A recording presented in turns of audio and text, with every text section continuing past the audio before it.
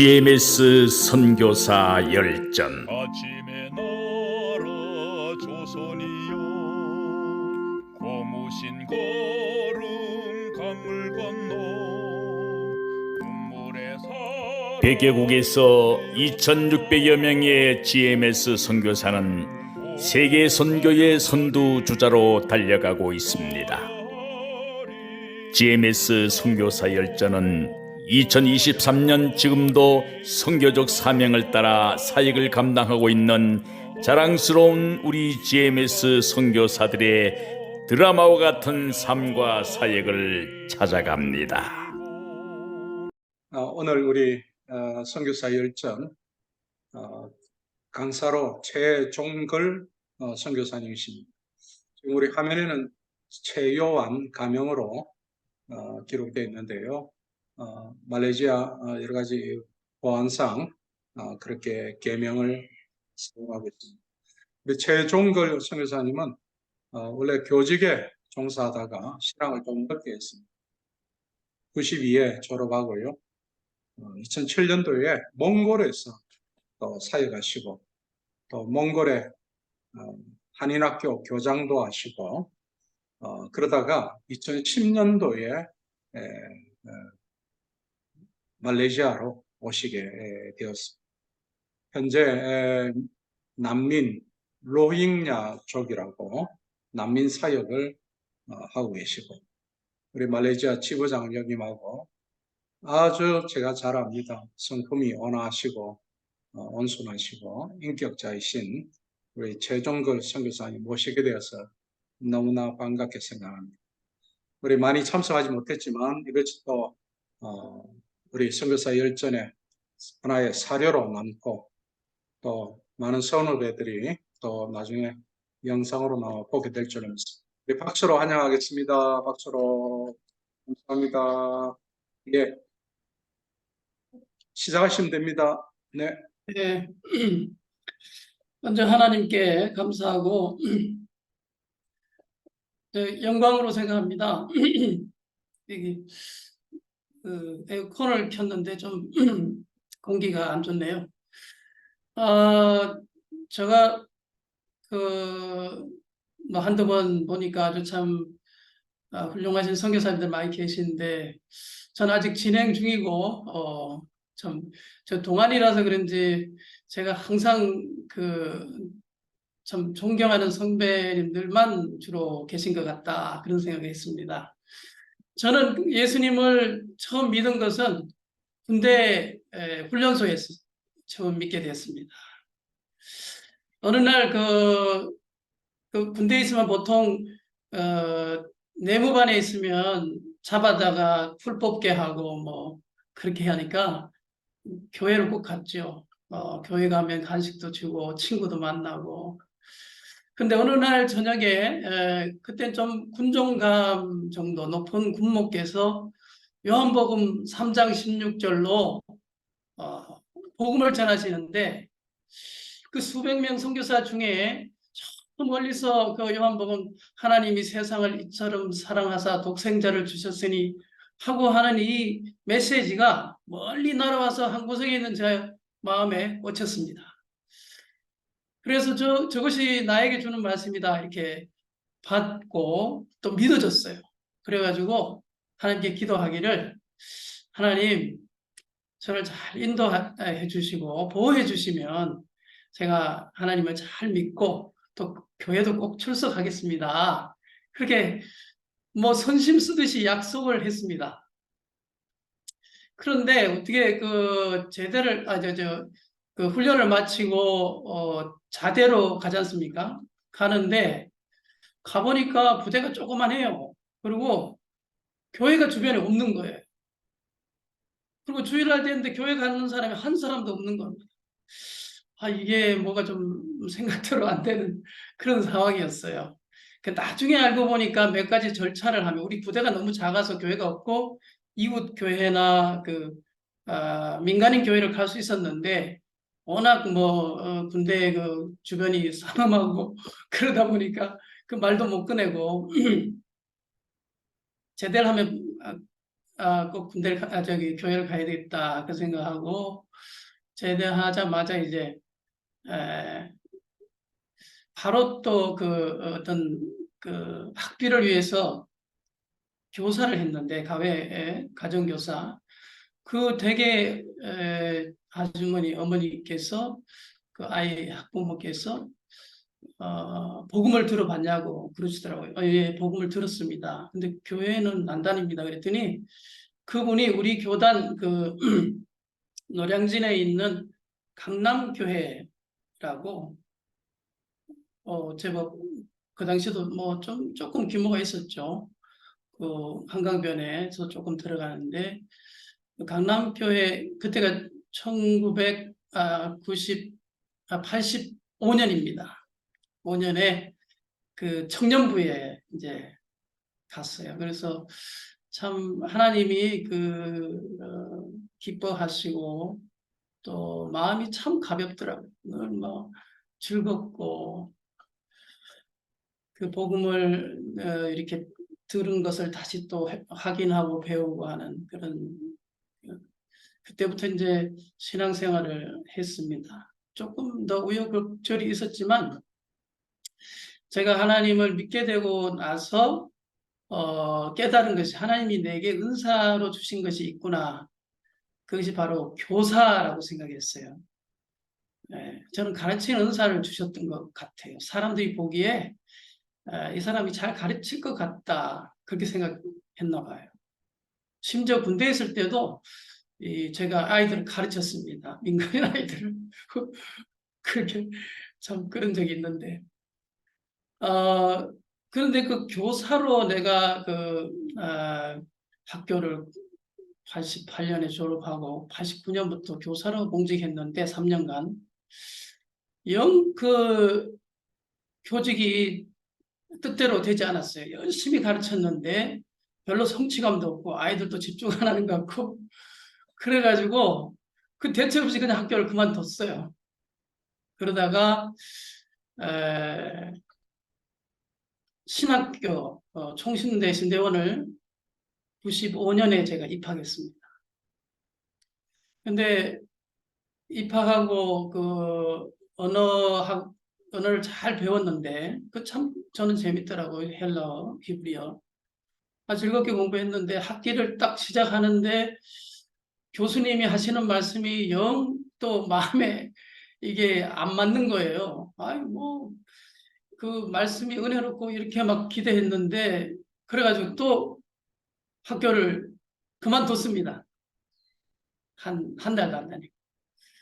그래서 집에 와서 성경만 읽다가 또 기도하는 가운데 하나님이 이거 다른 사람하고 검증돼야 되는 신앙이 중요하다 이런 말도 주셔서 다시 또 복학을 했어요. 96년부터 이제 3년을 다니고 그 연희교회 지금 파송교회인데 그 교회에서 중등 전도사를 한 3년 정도 또 했습니다.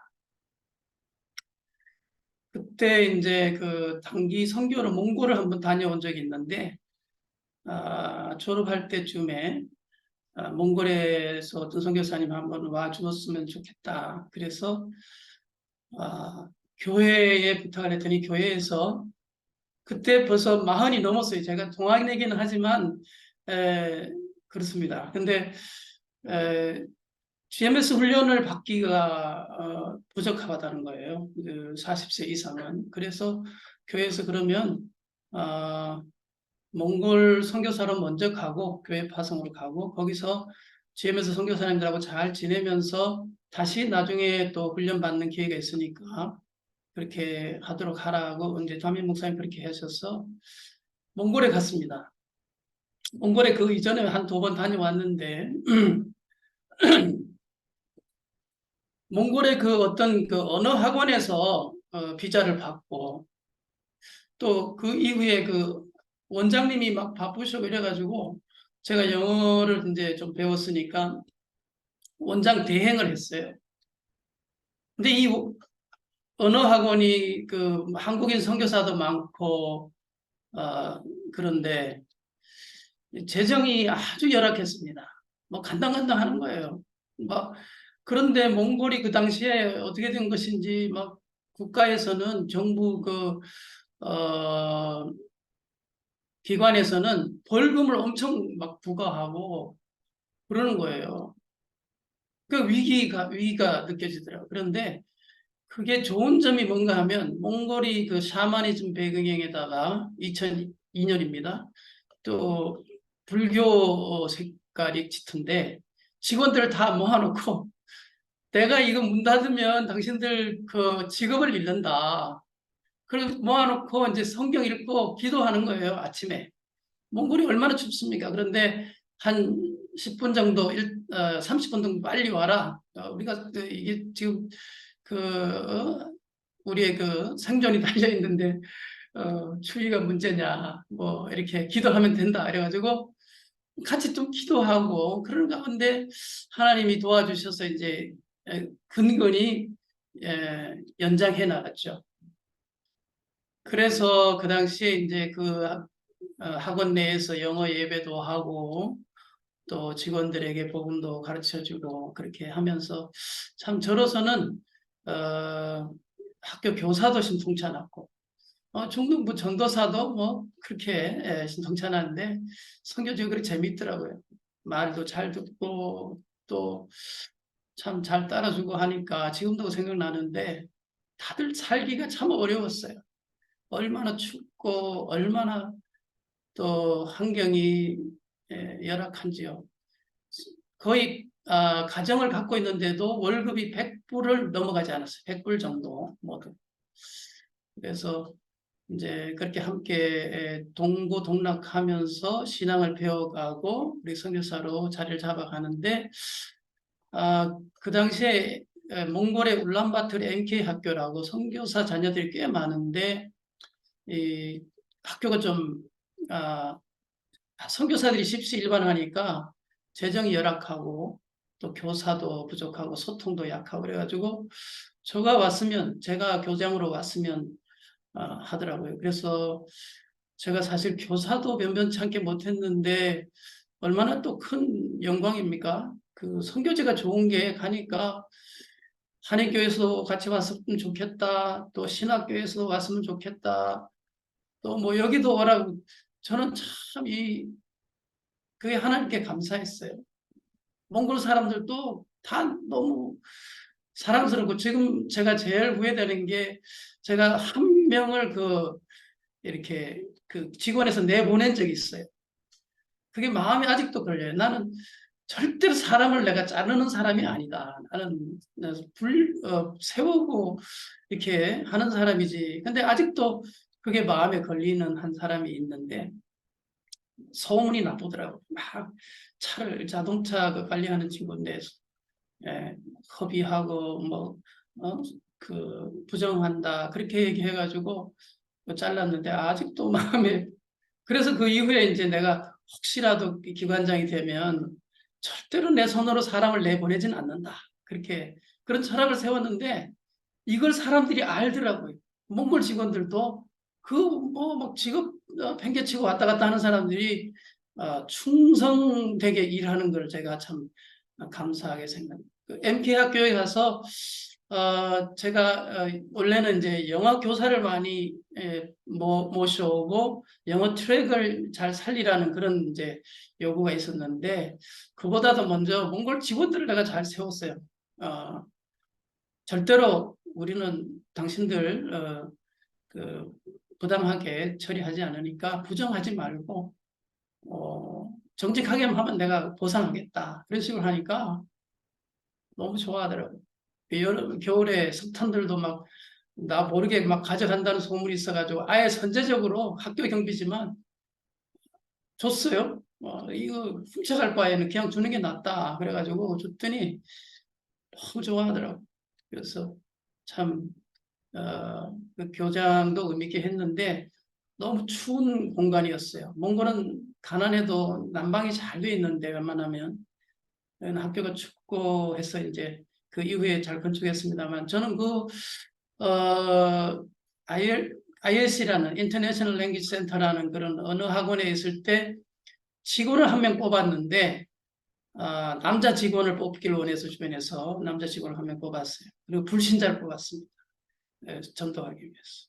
이 전도를 하고, 근데 몽골 사람들이 언어를 참 빨리 배우더라고요. 러시아어를 배우는 사람들인데 한 달도 안 돼서 영어를 뭐 거의 숙달해가지고 이 영어 강사들하고 소통하고 몇 개월 있으니까 한국어를 곧잘 하는 거예요. 그 청년이. 그 청년하고 같이 이제 울란바타르 그 수도 주변에 교회를 개척했어요. 이게 개척했더니 첫 해에 그 작은 집을 하나 사서 했는데 크리스마스에 100명이 아이들이 100명이 몰려오더라고요. 황금어장이에요, 황금어장.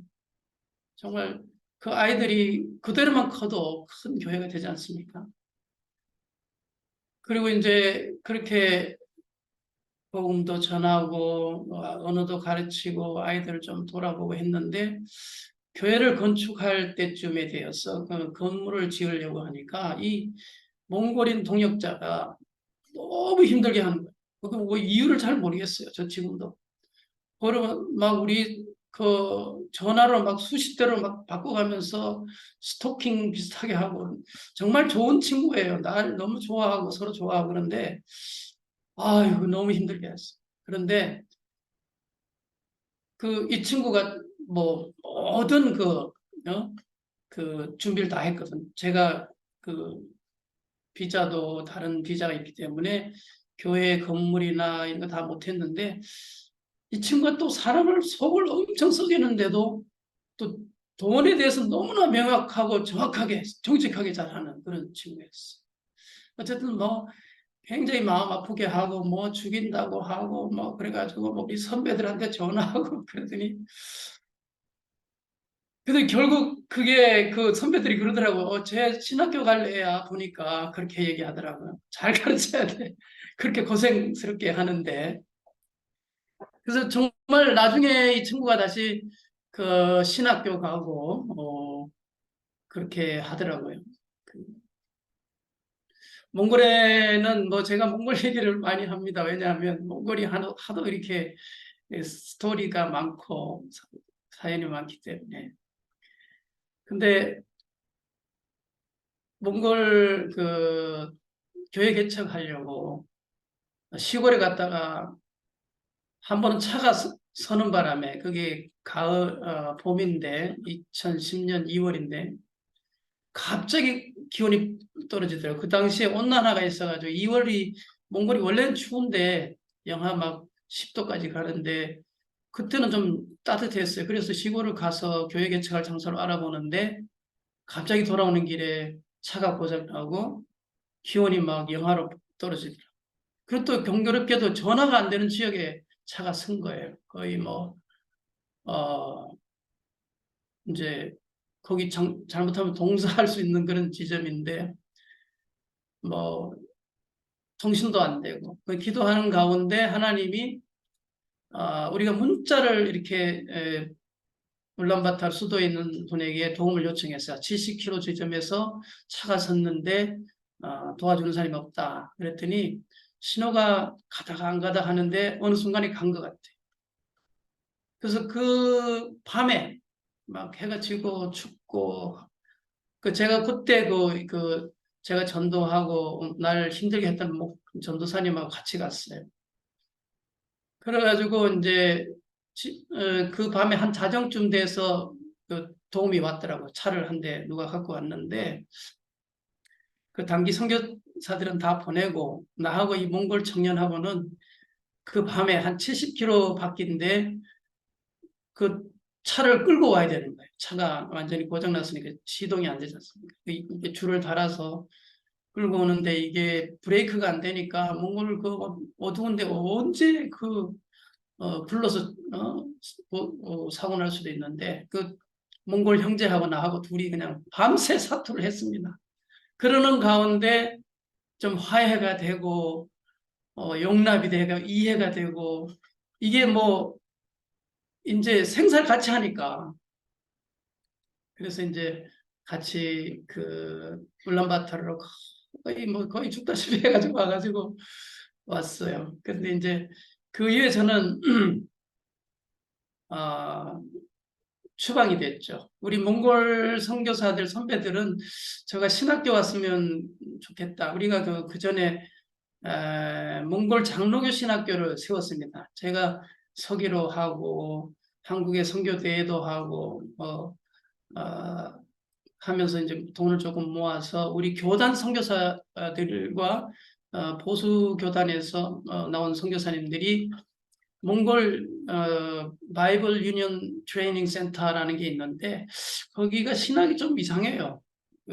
신학 수련이 좀 우리하고 안 맞아서 몽골 장로교를 다시 세웠습니다. 그 당시에 이제 다른 교단도 세우기도 하고 그리고 저도 교수하고 이사하면서 거기 가서 이제 전임으로 섬겨주기를 몇 분이 받았는데 우리 후원교회에서 파송한 연희교회에서 그 당시에 장로님들이 노 하더라고요.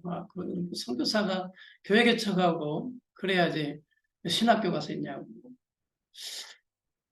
그래서 뭐 저도 이제 반쯤 가고 싶고 반쯤은 좀 몰랐는데 하여튼 교회를 순종했어요.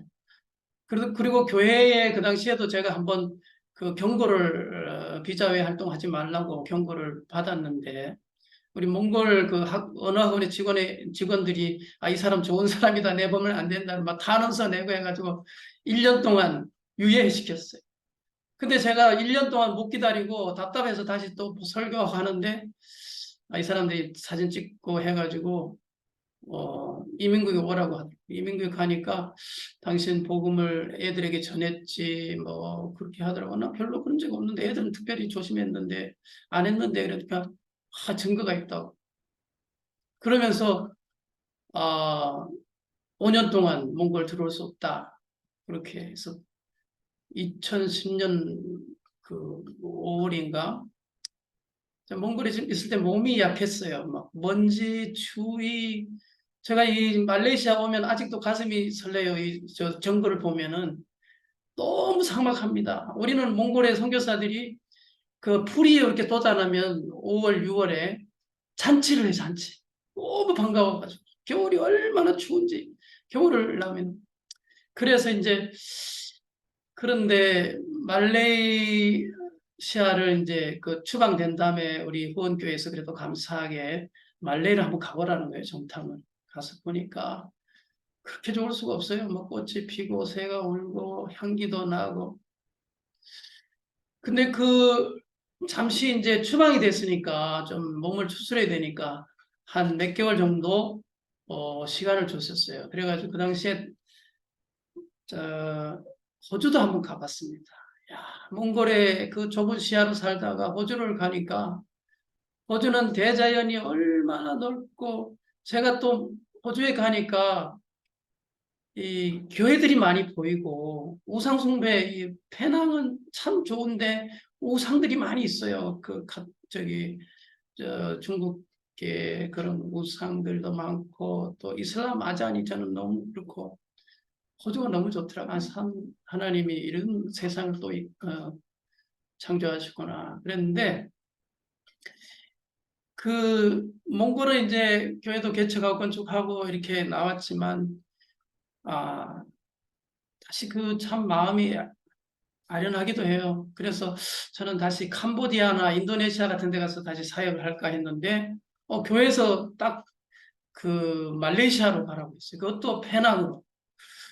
이해가 안 갔지만 페낭은 또 너무 좋더라고요. 제가 지금 살고 있지만 그 당시에 와보니까 새소리도 나고 꽃향기도 있고 사람들이 너무 친절해요. 몽골 사람들은 마음은 하트는 여기는 뭐 끝없이 좋은 사람들인데 투명합니다. 뭘 모르면 몰라요. 그러고 막 그런 분들이 많죠. 제가 몽골을 참 좋아하고 몽골어도 열심히 배우고 책도 읽고 하는데 몽골 사람들이 표현이 아주 투명스럽습니다.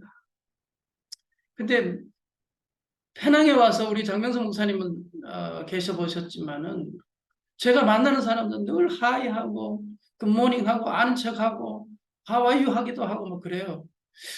정말 마음이 이게 한번 저는 그래도 그 상처가 있지 않습니까? 그런데 그게 참 위로가 되더라고요. 그런데 중요한 거는 이 선교사가 뭐 이 페낭에 와서 맨날 놀 수는 없잖아요.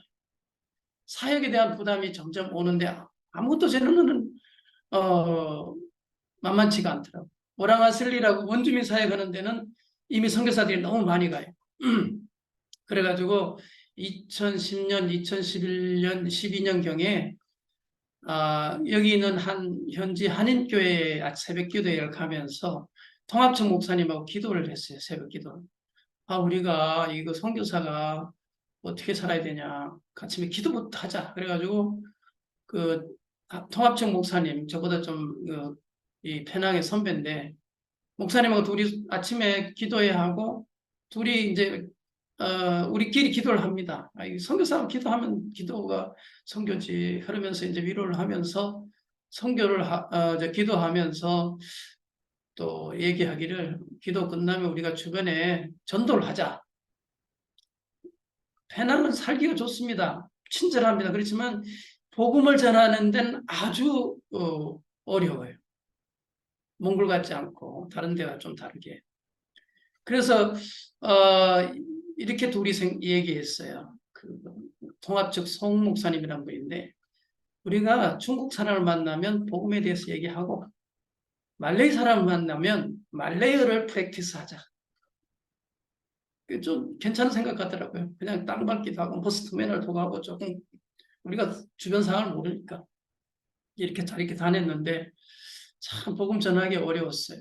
중국인들도 반응이 약했고 말레이인들은 뭐 더 어려웠고 또 그렇게 할 수도 없고 그러다 어쩌다가 그 비치 해변에를 갔는데 이거는 중국계도 아니고 말레이도 아닌데 말레이 말을 써요. 그러면서 영어도 조금 하고 아주 약하지만 서바이벌 잉글리시가 영어가 되더라고요. 그래서 이제 이 사람들이 누군가 하고 어떻게 해나 생각해 보니까 자기들이 난민이랍니다. 미얀마에서 온 그 로힝야 난민이라는데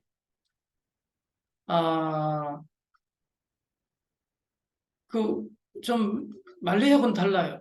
우리에게 관심도 보이고 이 사람들이 뭘 하는가 하면 해변에서 관광객에게 말을 태워주고 생계를 유지하는 사람들인데 자기들이 어느 곳에 사는데 한번 와보면 어떻겠냐고 그러더라고. 우리 참 그 관심이 있는 분야더라고요. 새로운 사람들이니까. 둘이 밤늦게 일이 다 끝나고 밤 9시에 이 페낭이 좋은 게 뭐 기후가 늘 따뜻하지 않습니까? 그리고 비교적 안전한 것 같고. 그래서 이제 이분들 집을 방문했어요. 그 페낭섬 북쪽의 한 외곽인데 도시는 아니고 약간 시골 말레이풍의 어떤 마을인데 좀 외진 곳이죠. 그러니까 이제 난민들이 살고 있는데 어느 집에 갔더니 그 말레이 전통 가옥인데 젊은 부부가 살고 어린 아기가 있더라. 근데 그 집에 총각이 한 10명 얹혀 사는 거예요. 다 무슬림이고. 그리고 겨우 이제 이름 정도 쓸 수 있는 정도 아니면 거의 문맹이 이런 사람이 어디 있을까? 그래서 이제 마음속에는 하나님이 우리에게 이 사람들을 붙여주시는 거 아닌가 그런 생각이 들더라고요. 그래서 또 약속을 하고 내가 당신들에게 영어를 가르쳐 주겠다. 내가 영어 교사다. 그렇게 하고 일주일에 한 2번 정도 그 밤에 갔습니다. 밤에 가니까 일단 사람들의 눈이 많지 않고 시원하고 조용하고 또 시간이 널널하고 참 좋더라고요. 제가 그 군대 생활을 하면서 소원이 하나가 나는 밤에는 일을 안 했으면 좋겠다 그런 생각했어요. 군대에서 밤에 일을 많이 했거든요. 저는 총 쏘는 부대가 아니고 이거 타자 치고 그 당시에는 그 컴퓨터가 없어가지고 타자를 한번 치면 그 교정하는데 그냥 죽어납니다. 아주 아침에 보고서만 그런 부대에 근무해가지고 내가 웬만하면 밤에는 안 하겠다 했는데 근데 또 밤이더라. 밤에 이 사람들이 시간이 되고 그래서 일단 여러 가지 이제 상황이 여기는 자유롭지가 않지만은 내가 기독교인이라는 건 말했어요. 내가 기독교인이다.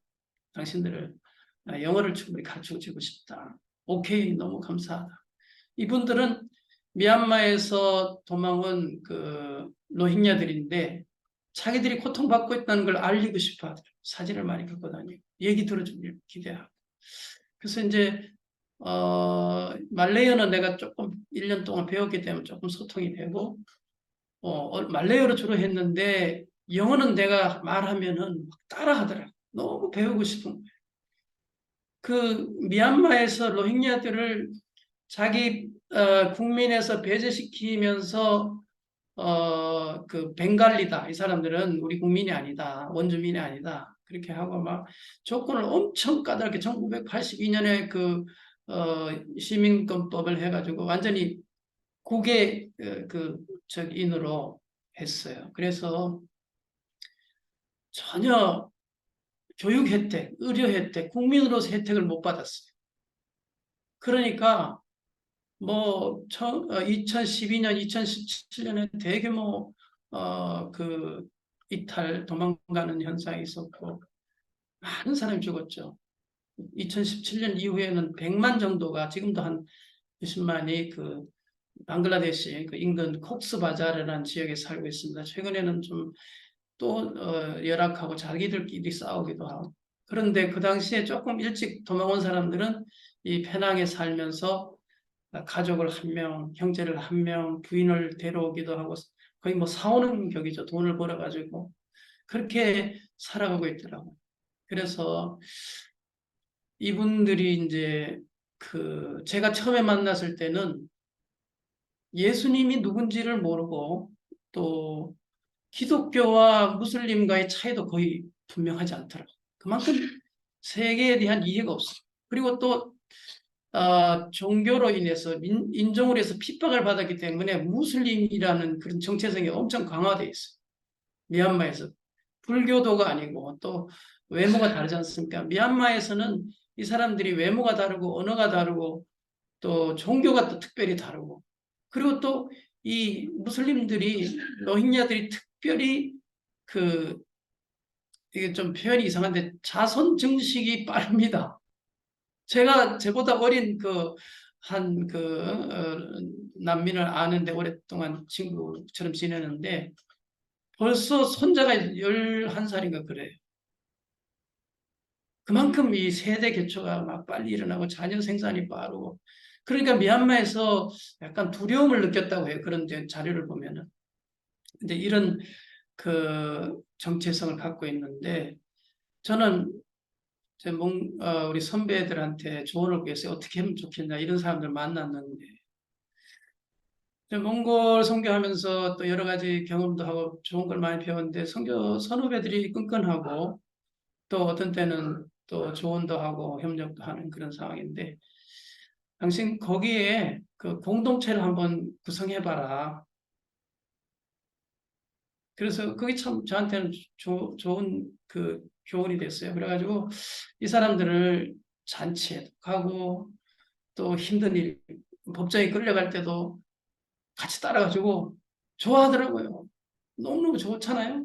누가 이렇게 도와주고 언어도 좀 되고 뭐 시민권이 있는 사람들 저한테 너 남한이냐 북한이냐 남한이다 어디 저 패스포트 있느냐 뭐 호주 갈 수 있느냐 그것도 그리고 또 한국 사람이라니까 좋아하는 게 한국 그 당시에 UNHCR 유엔 난민위원회에서 한국인 고문관인가 한 분이 참 훌륭한 분이 한 분 계셨어요. 그래서 이제 한국인에 대한 인상이 좋더라고요. 그래서 이 사람들을 저는 사실 내가 영어 교재를 영어 기독과정 교재로 가르치긴 했는데 그 신장에다가 예수님이 하나님이다, 하나님의 아들이다, 구원자다 이렇게 퍼스널하게 얘기를 많이 못했어요. 안 되더라고 잘.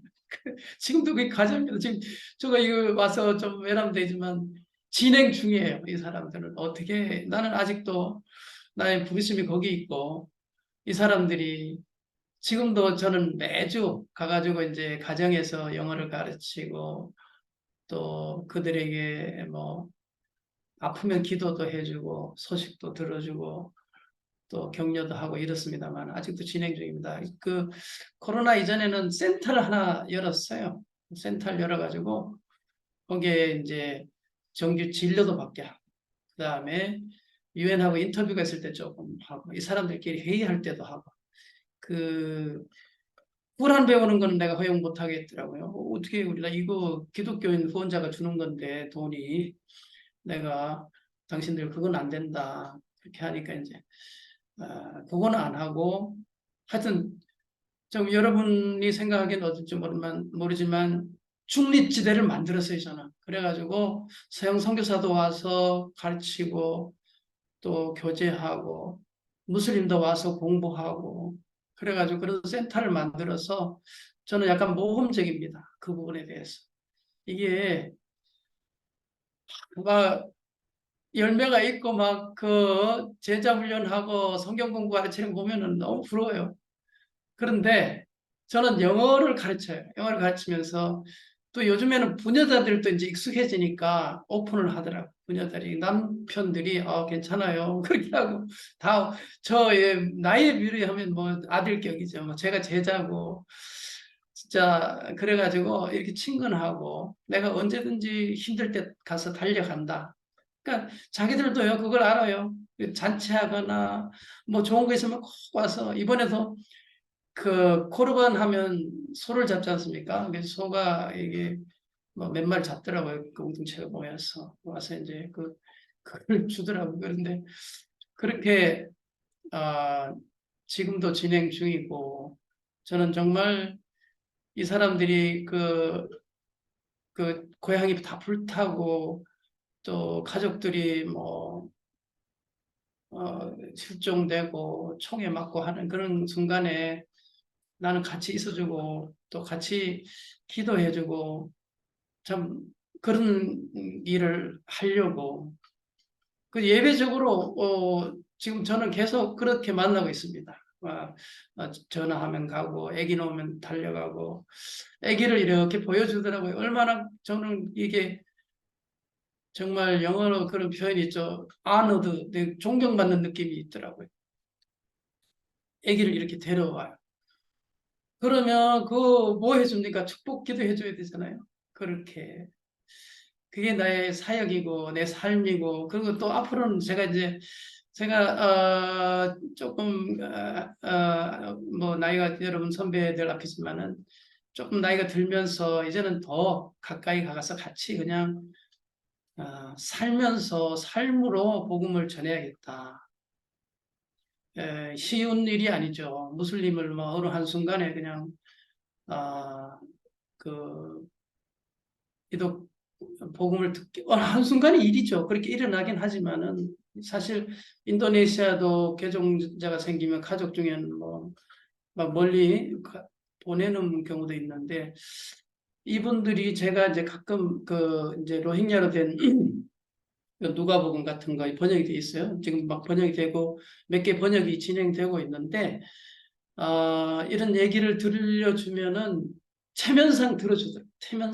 체면상 들어주는데 아직 뭐 마음은 없고 그런 상황이고 더 많이 이게 지금 제가 그 말레이어로 소통하고 이제 영어를 좀 가르쳤으니까 영어로 소통하는데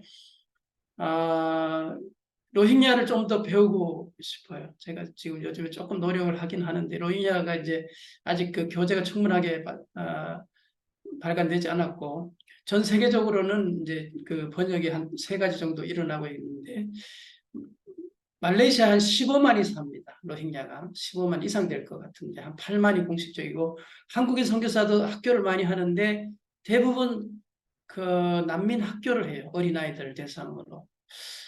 그 패턴이 비슷하더라고요. 근데 저는 학교와 센터도 지금 그 코로나 때문에 조금 닫았고 다시 열 생각을 하는데 어린이를 중심으로 하지 않고 그냥 문화센터, 문화원, 그 만남의 장소, 소통하는 그런 장소로 만들고 계속 교제하면서 이분들에게 마음을 두드리고 싶고 또 계속 그렇게 진행해 나가려고 합니다. 정말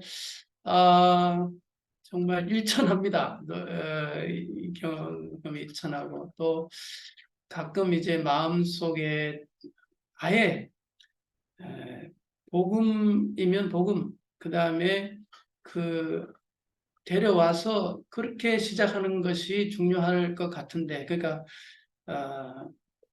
말씀을 가르치고 하는데 거기까지 잘 진행은 안 되고 있어요.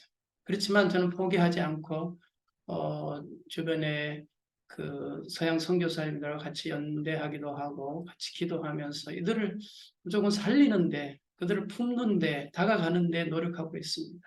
좋은 친구들이 많이 있습니다. 저를 친구로 생각하고 또 선생님으로 불러주는 게 너무 고맙고, 또 젊은 부인들도 많이 있는데 정말 어떻게 보면 조심스럽죠. 그렇지만 그 서스럼 없이 문을 열고 초청하고 배우겠다고 하는데 저는 감사하고 정말 그런 선교를 진행하고 있습니다.